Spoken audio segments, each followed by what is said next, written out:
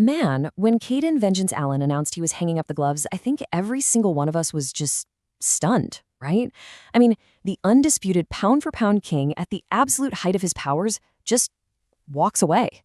Now, we're not going to get into all the rumors about why. Instead, we're here to celebrate one of the most incredible careers this sport has ever seen.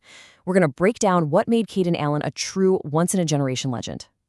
Let's do this. You know, when the announcers screamed this at HFC 20, it wasn't just some fight night hype. It wasn't just getting caught up in the moment. For anyone who actually watched his journey, this felt less like an opinion and more like a simple statement of fact. And today, we're going to dig into exactly why that statement is so true. So where do you even start with a guy like Allen? Well, you start with the foundation of his entire legend. It's the one thing that puts him in a totally different stratosphere from every other great in HFC history. It's an unbelievable, simple fact: he never lost. He walked away from the entire sport perfect. 10 fights, 10 wins, 0 losses. I mean, just let that sink in. That number is absolutely mind-blowing. In the chaotic, unpredictable meat grinder that is the Hero Fighting Championship, where one punch, one slip, one bad night can end a career, going 10-0 is basically impossible. He fought the best guys they had, and every single time, he came out on top. And what's even crazier is how he built that perfect record. This wasn't some guy who was just, squeaking by with decisions. Look at this breakdown: an 80% finish rate.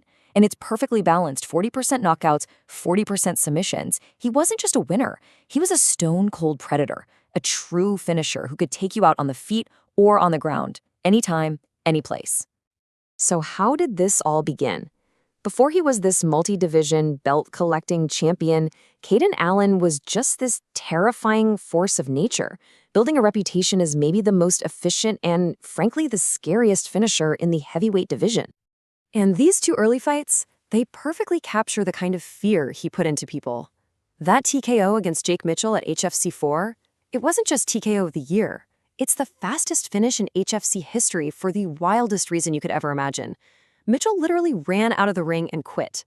Yeah, you heard that right. The guy just gave up and left. That's the kind of intimidation we're talking about. And then, against a really dangerous grappler like J.D. Hubble, he showed he wasn't just a knockout artist by snatching up a submission. He put the entire division on notice. There was absolutely nowhere you were safe. So after making it crystal clear that he was a top contender, Allen did something that took him from just being a dangerous fighter to a true HFC icon. He went on a championship run that, honestly, we will probably never, ever see again. Okay, this is where the story goes from great to just straight-up legendary. At HFC 14, Cayden Allen attempted something that still sounds completely made up when you say it out loud. He entered a one-night tournament, 3 fights in 2 different combat sports for 2 separate world titles. The sheer guts, the audacity of it all is just off the charts. Just try to wrap your head around this. First, he submits Giovanni Tessaro in what was at the time the fastest submission in HFC history. Then, he immediately steps into a pure boxing ring with the reigning heavyweight boxing champ Connor Sturdivant and knocks him out to take that belt. As if that wasn't insane enough, he then immediately rematches Sturdivant in a pure grappling match for the grappling title and submits him too. He became a double champ in 2 different sports in this same damn night. It's just unbelievable. All right, so he's got 2 belts, both won by just devastating his opponents. The only question critics had left was, okay, but can he win a real war? Can he grind out a tough technical fight against a master of their craft? Well, Allen answered that question by conquering every single discipline the HFC had. He wasn't done collecting belts, not even close. At HFC 19, he stepped into the world of point fighting against the legend himself, Mark Harrison, and he beat the master at his own game to win his 3rd title. Then came the absolute pinnacle, HFC 20. The first ever heavyweight MMA title was on the line against the incredibly tough Michael Fuller. It was easily the hardest fight of his career. Allen had to dig deep, go all 5 rounds in a straight-up dogfight, and he earned that unanimous decision, capturing his 4th and final championship. And after that grueling war with Fuller, after becoming a 4-division champ, this is what he had to say. He praised his opponent, he talked about getting better, and he showed nothing but love and respect. That right there, that's the mark of a true champion. A total killer inside the ring and nothing but a class act outside of it. So what happens when a figure who is this dominant just vanishes? His retirement didn't just leave a hole at the top. It created a massive power vacuum that has literally reshaped the entire promotion overnight. The first, most immediate impact, the point fighting division, it's just gone. With its one and only champion, Cayden Allen, now retired, the HFC has officially closed the book on that entire division. It's a direct result of him leaving the sport. And now we get to the question every single fan is asking. Allen is gone, and with him went three of the biggest titles in the whole organization: heavyweight MMA, boxing, and grappling. They're all vacant. The thrones are empty. So who's going to be brave enough to step up and try to claim them? Let's break it down, right? For that MMA title, you have to think Michael Fuller, the guy who just gave Allen the fight of his life, is the #1 contender. But you can't sleep on Giovanni Tessero, a former champ with big power.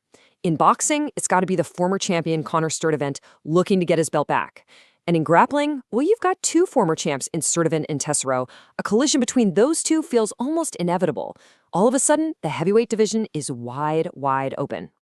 And you can see the ripple effect right here in the pound-for-pound rankings. For years, that #1 spot was a lock. It was Allen and then everybody else. Now, he's gone. Dylan Wells slides into that top spot. Guys like Elijah Crockett and Mark Harrison move up, and Michael Fuller, after that war with Allen, jumps into the top 4. It's a brand new era, with a whole new food chain at the top. So, when all the dust settles, when we look back on the career of Cayden "Vengeance" Allen years from now, what are we going to see? I think it's simple. We're going to see perfection, a run so flawless it almost doesn't even feel real. Just look at the resume. A perfect 10-0 record, a 4-division champion, an 80% finish rate, fighter of the year. He is, and this is a fact, the only undefeated multi-division champion in the entire history of the HFC. It's a list of accomplishments that may truly never, ever be matched again. And that really just leaves us with one final thought. He came, he saw, he conquered absolutely everything, and then he left without a single scratch on his record. His reign was short, but it was absolute. And the question now is, in a sport this tough, this brutal, will we ever see another perfect champion again? Or was Cayden Allen truly, and forever, one of one?